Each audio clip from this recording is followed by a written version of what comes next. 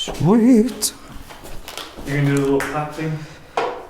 Yeah, I forgot about this.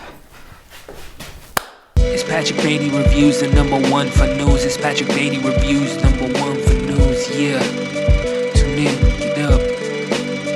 Yeah, what's up? Keep the change, you filthy animal.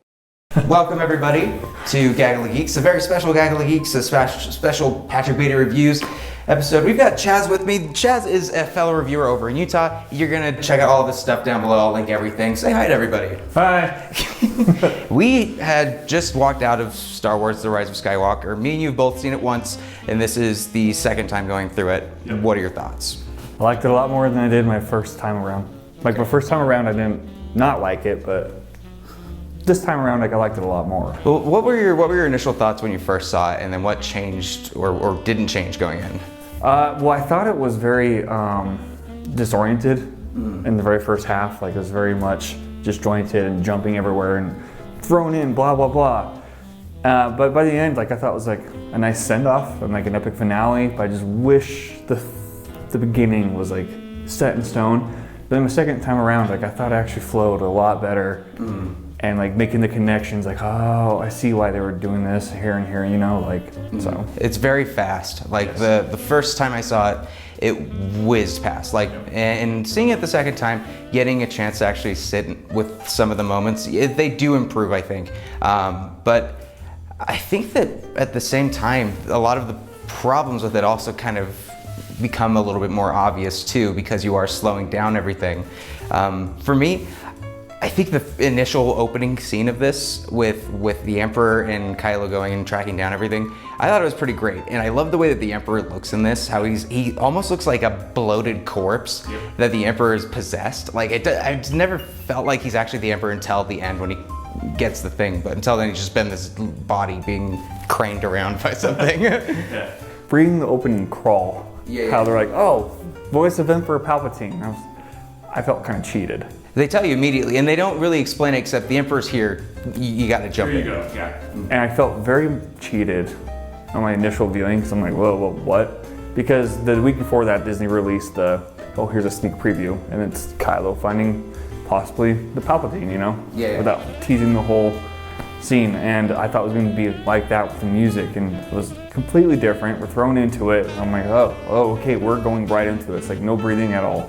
But like you said, like the corpse version of Palpatine, it's like, I think visually it's very dark.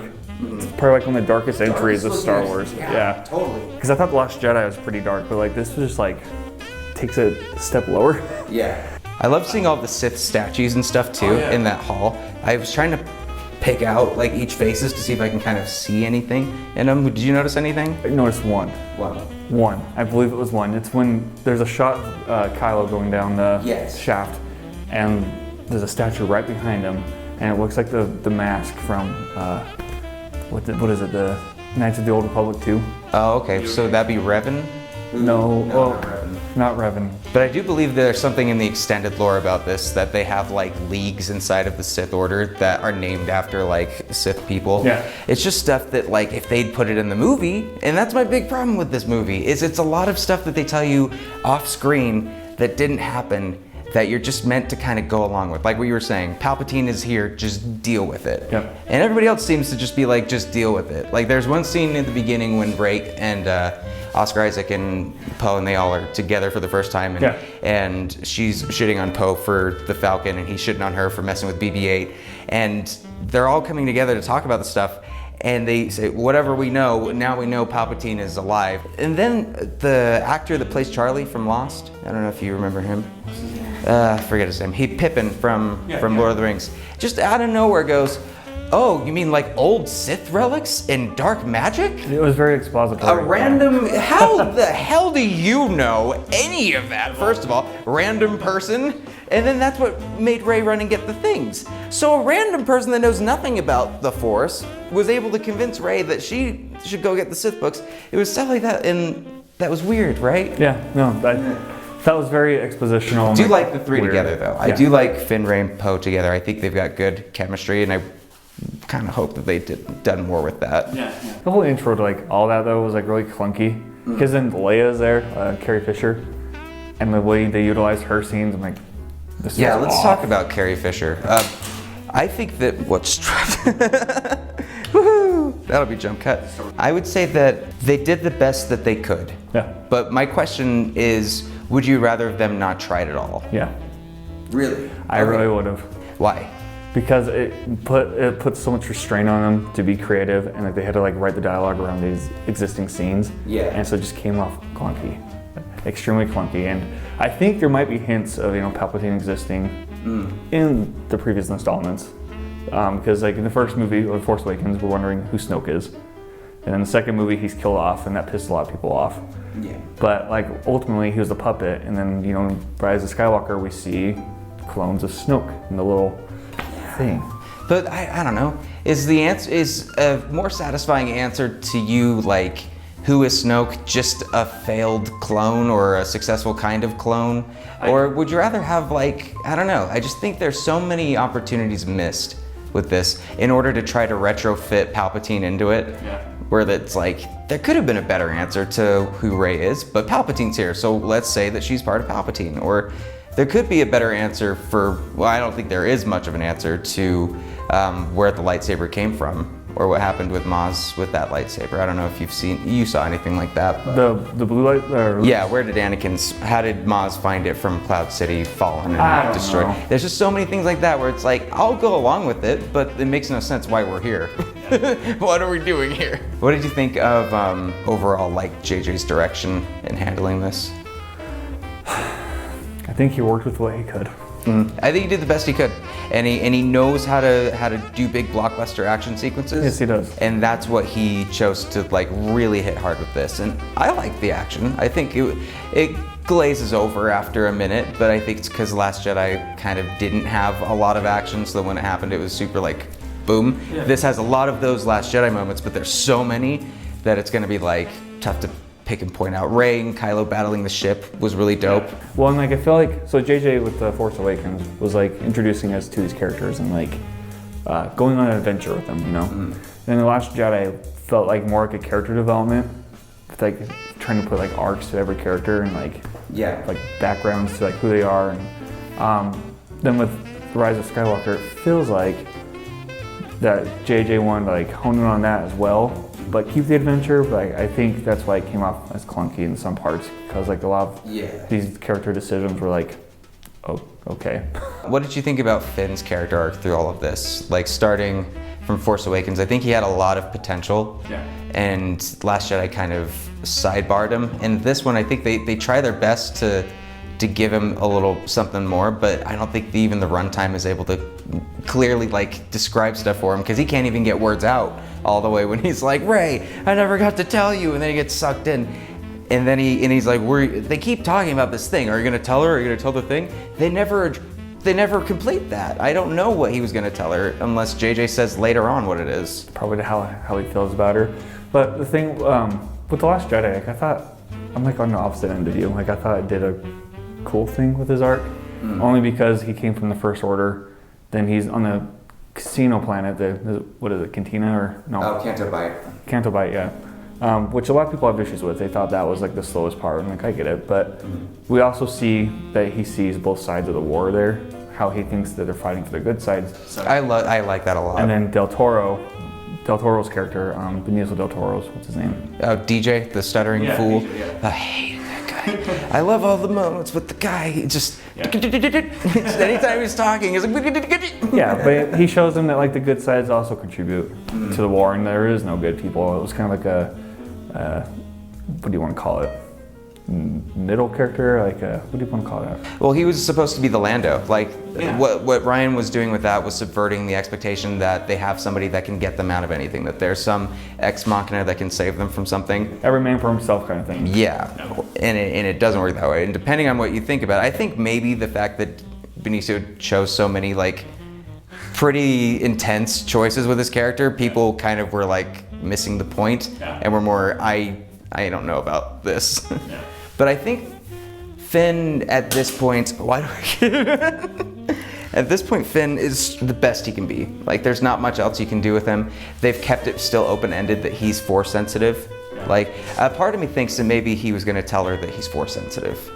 Maybe. A little bit. Just so you know, I've got it too. He said something like that, I think, when they're yelling at Rey for going onto the Death Star, and he's yelling with Poe, and he says, "You're not like I have something like Rey and Luke and Leia." And then Oscar goes, "Well, I'm not Leia." And he goes, "You got that right." I think Finn right there is trying to be like, I kind of think I've got something. Like I've got some Force sensibility. Could be. I thought it was more like he's very much a Carrie Fisher. He yeah. like senses something from the distance. You know what I mean? I was like, wait, what are you looking at? Someone's in trouble. And then when someone's in trouble, he suddenly is there screaming the name at the top of his lungs. Paul! Yeah, no, that's a good observation. I thought it was just a. Keep sliding on this. You're good. It's like I think he had a sense that Rey was talking to Kylo through the Force throughout the whole movie, and then he's like, "Oh, I know." Like you don't know that, but like I know, kind of thing, you know. But I mean, it could be that he's Force sensitive too. I found that interesting too. The Force bond that they chose to. They had a lot of fun with it this movie. Yeah, they really. I don't know how the Force works anymore. Like at this point, I don't think I know how the Force works. Like it's cool to see. Like it'll cut to Rey up on the ship and Kylo down on the planet and fighting, but I thought that Snoke was the only one that was able to bridge their minds. I thought that was the big thing in Last Jedi. It was I who bridged your minds. This had nothing to do with you guys. But if Snoke was Palpatine, but Palpatine didn't realize that until the end when he said, "Oh, you're a dyad." Yep. So none of this really makes sense to me. There's just, it already undermines the previous film purposefully in some ways. Well, I think that like at the very end, like when they both face off with Palpatine, and he says, you know, like you guys are a dyad. I think he had other plans for Kylo. Like he was gonna kill Kylo the moment. Right? He was so adamant to kill Rey at the beginning of this. Kill Rey, and then that doesn't happen, and he goes, "I knew that wasn't gonna happen. Now I'm gonna do this." Yeah. And then something else changes, and he goes, "Oh, well, I knew that was gonna happen. Now I'm gonna do this." And I hate characters that are like that. I know the Emperor is famously always like that. Like in Return of the Jedi, he did that too. But this felt like it was a lot more in service to just giving a good conclusion to Kylo and Rey, rather than trying to like make sense to why Palpatine's in here. What do you think of the army of Sith people? Like the big arena. It turned into like a big Thunderdome of Sith sympathizers. I wanted to see their faces. What were they? They were like all hooded. They're not going to show you because they don't want to get into details about stuff, because then they'd have to explain things, but they won't. No, I agree. Like I'm like, was he like training Sith underground like this whole time? And his thing, I am all the Sith. I didn't think that was a thing that Sith could do. I thought It's not. That's where it's so. so. He's a liar. Well, sort of. So at Revenge of the Sith, when we're going back to that famous scene when he's talking to Anakin about Darth Plagueis, right? And how his apprentice killed him.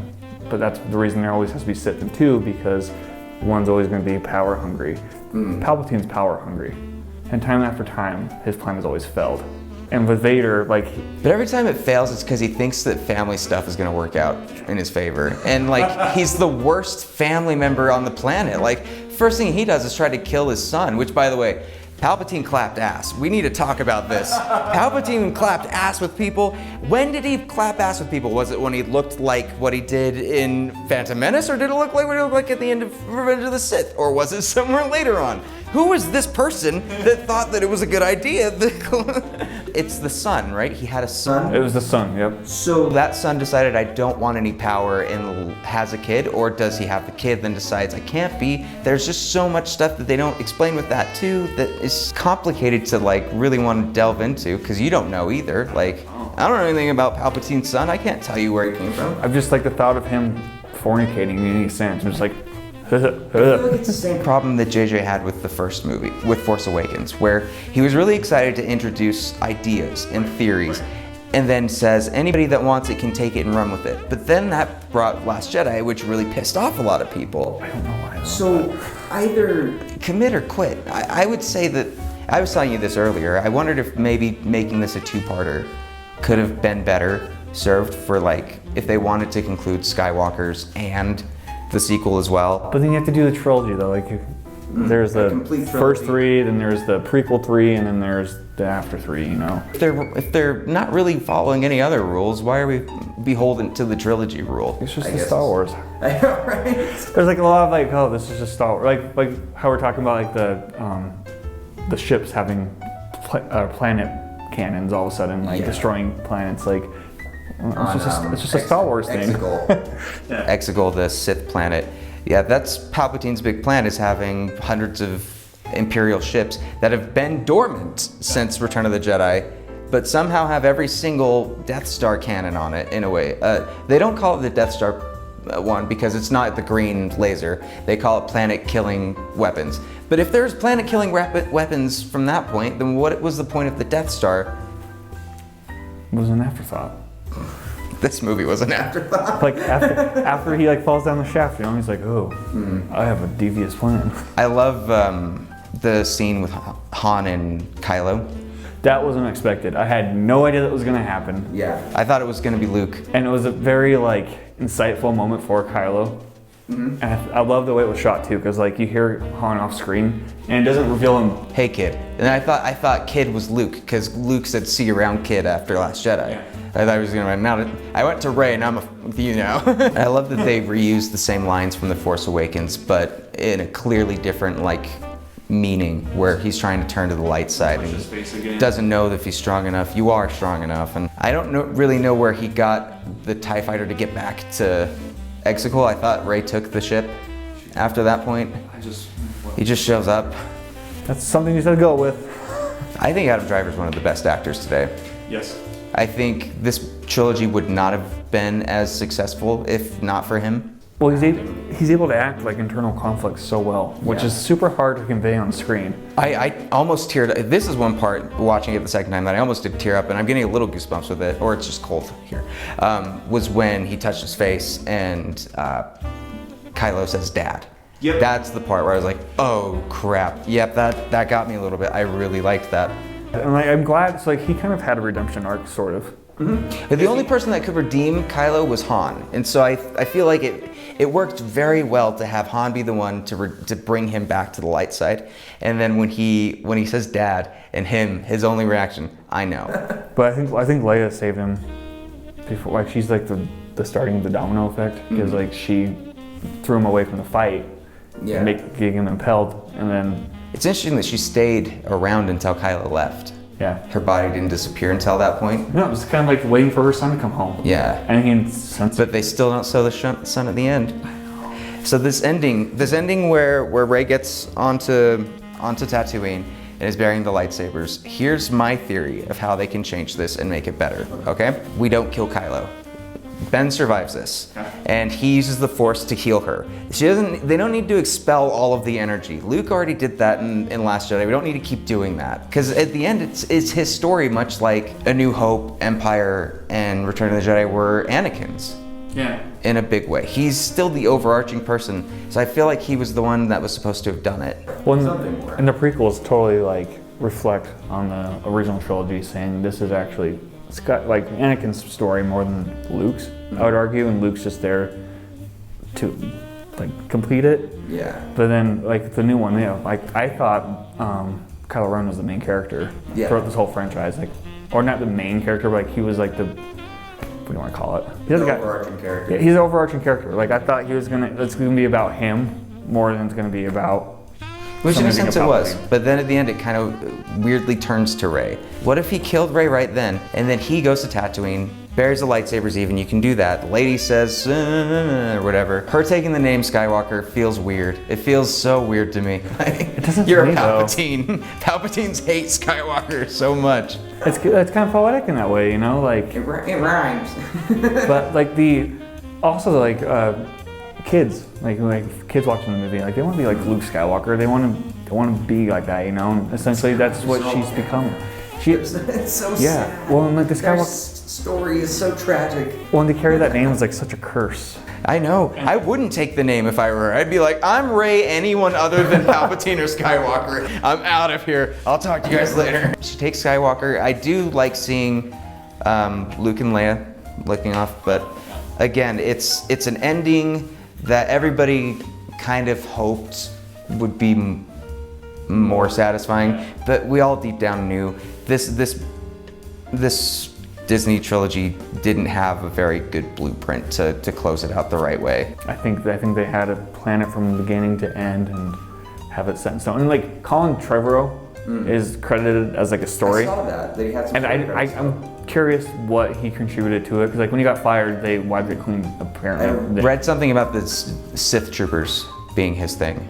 The Sith troopers. The Sith troopers were a part of his story, and I read a few things about why he was fired, and I'm sure it's still rumors. You'll never know. Yeah. I don't think, but the rumor was he didn't like that Luke was killed in the Last Jedi, and his plan was to have him be a part of this last one in a big way, which makes sense to me why they would take him out if it's like this was your main story point. But what do you think it's gonna? What's the legacy of this trilogy down the road? The prequels have really evolved from when they started. Yeah. Everybody hated the prequels by the time that stuff was over. You just rewatched those, haven't you? I just rewatched them. There's a new order actually to watch the movies, in my opinion, works. If you start A New Hope, Empire, then Revenge, skip the first two, then go to Return. Works pretty well. I think you get enough to show Anakin's fall and not enough of him being a dick and a little kid for you to be like, cool, I'm into this a little bit. This sequel trilogy, I think, will stand as like fan fiction, maybe, or like. I don't think so. I don't know. Because like in hindsight, Star Wars has always been for kids, right? Yes. The original trilogy, like my parents grew up with that and they loved it, and then the prequels were made for us.